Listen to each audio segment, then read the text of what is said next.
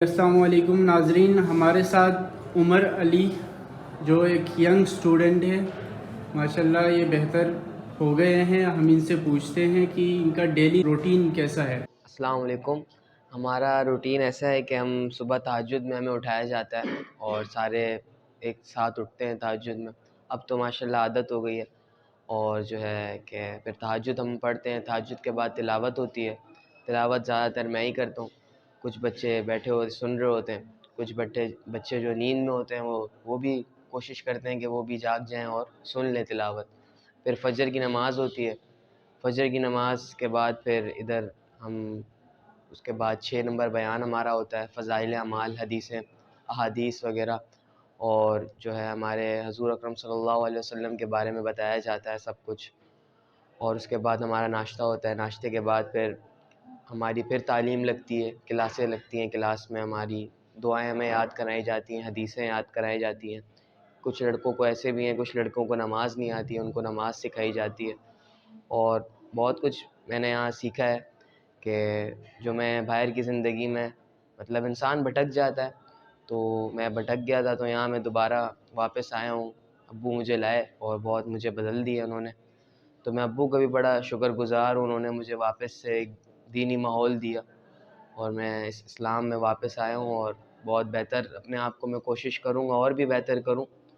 اور یہ باہر کی دنیا میں انسان اس طرح سے زندگی گزارے تو مزہ بھی آتا ہے، اور یہ تو آپ یہاں پہ سیکھ رہے ہیں، تربیت گاہ ایک طرح سے آپ کی یہاں پہ روح جو ہے روح صاف ہو رہی ہے، اور جو ہے اصلاح ہو جاتی ہے انسان کی، اپنے گناہ یاد آتے ہیں، اپنی سب چیزیں یاد آتی ہیں، اور بالکل اللہ ہمیں بہتر سے بہتر بنائے، آمین۔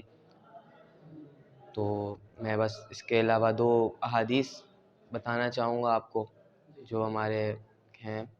ایک انما الاعمال بالنیات، سارے اعمال نیت سے ہیں، اور اس کے علاوہ لا يدخل الجنت قاطع، رشتہ قطع کرنے والا کبھی جنت میں نہ جائے گا۔ اسی کے ساتھ بس شکریہ۔ ٹھیک ہے، آپ کو یہاں جب لایا گیا تو آپ کے ساتھ کیا مشکلات پیش آئی؟ مشکلات یہ پیش آئیں کہ میں نشے کا مریض بھی تھا، اور میں ماشاءاللہ میں چرس زیادہ پیتا تھا، اور اب والد صاحب کو بتایا ہوا تھا میں نے۔ گھر کا میں مطلب کمانے والا فرد بھی ہوں، دوسرا بیٹا ہوں میں اپنے والد صاحب کا، تو بہت مشکلات تھیں۔ وہ ابو بڑے پریشان رہتے تھے کہ میرا بچہ ماشاءاللہ حافظ ہے اور نشے میں کیسے پڑ گیا، تو وہ مجھے کہتے رہتے تھے چھوڑ دو اس کو، چھوڑ دو اس کو۔ میں بولتا تھا ہاں میں کوشش کر رہا ہوں، کوشش کر رہا ہوں۔ تو ان دی اینڈ میں نے اپنی کوشش کری، میں نے چھوڑ دیا۔ 3-4 دن میں نے اس کو گیپ دیا، میں نہیں کر رہا تھا۔ پھر والد صاحب مجھے ادھر لے آئے، انہوں نے بولا اب یہاں پہ تمہاری تربیت ہوگی۔ میں نے بولا صحیح ہے، جیسا آپ کو صحیح لگے۔ یہاں میں شروع کا ماحول تھوڑا ڈیفیکلٹ ہوتا ہے، انسان کو لگتا ہے کہ یار یہ میں کیسے کروں گا، کیونکہ جاگنا بھی پڑتا ہے اور زیادہ تر عبادت کرنی پڑتی ہے، اور جو ہے اپنی بھوک کو بھی کنٹرول رکھنا پڑتا ہے، ہر چیز کو اپنی لے کے چلنا پڑتا ہے۔ صبر مین چیز، صبر یہی جگہ آپ کو صبر سکھاتی ہے، اور بالکل اللہ صبر کرنے والوں کے ساتھ ہے۔ بس یہ میں نے سیکھا ہے، اور مجھے یہاں پر ہو گئے 1.5 مہینہ ہو گیا ماشاءاللہ سے، اور میں بالکل پکا ہو گیا ہوں۔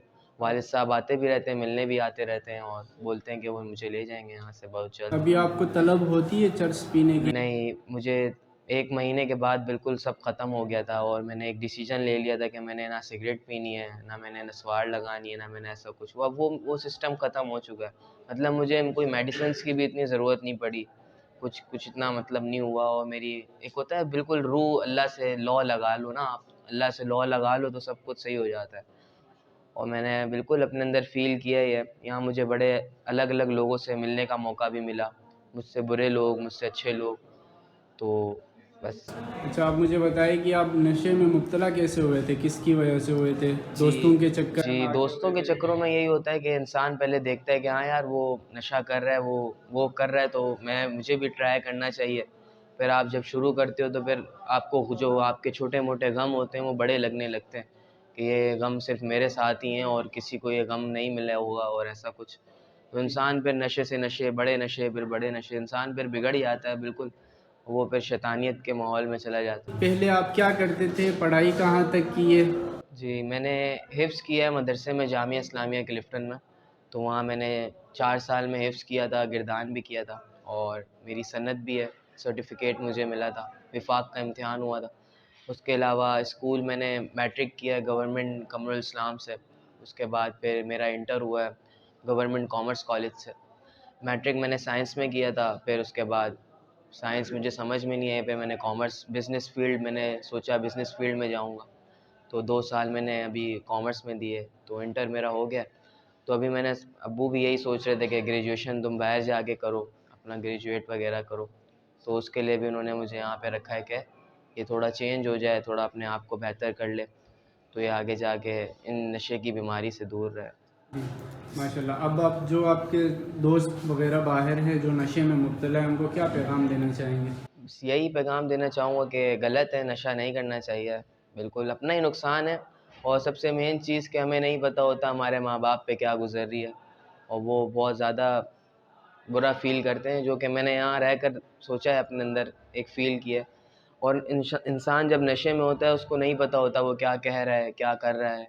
ایک سگریٹ بھی کہہ لو آپ، وہ بھی نشہ ہی ہے، ایک نسوار بھی کہہ لو آپ، وہ بھی نشہ ہی ہے، تو انسان بہت بدل جاتا ہے نشے کے بعد۔ یہ جو ادارہ ہے انسداد منشیات مرکز علی میموریل کراچی، اس کا حوالے سے کیا کہنا چاہیں گے آپ؟ اس کے حوالے سے یہ کہ میں شروع میں آیا تھا تو مجھے بہت، جس طرح میں نے بتایا، ڈیفیکلٹیز ہوئی تھی، پر جب بندہ یہاں وقت گزارتا ہے تو وہ بالکل سدھر جاتا ہے، سدھرنے والا ہو تو، ورنہ یہاں لڑکوں کے پیریڈز لگتے رہتے ہیں، کوئی دوسرا پیریڈ ہے، کوئی تیسرا پیریڈ ہے۔ میرا یہ فرسٹ تھا، میں نے سوچا کہ یہ فرسٹ اینڈ لاسٹ ہے، اس کے بعد میں کبھی یہاں آؤں گا بھی تو اچھے الفاظوں میں ہی اس کو یاد کروں گا، کیونکہ انہوں نے مجھے ایک سمجھ لے ایک نئی زندگی دے دی، اور مطلب میں بہت اپنے اندر چینج فیل کرتا ہوں، اللہ کا شکر ہے۔ ماشاء اللہ۔ سبيل الدموع سبيل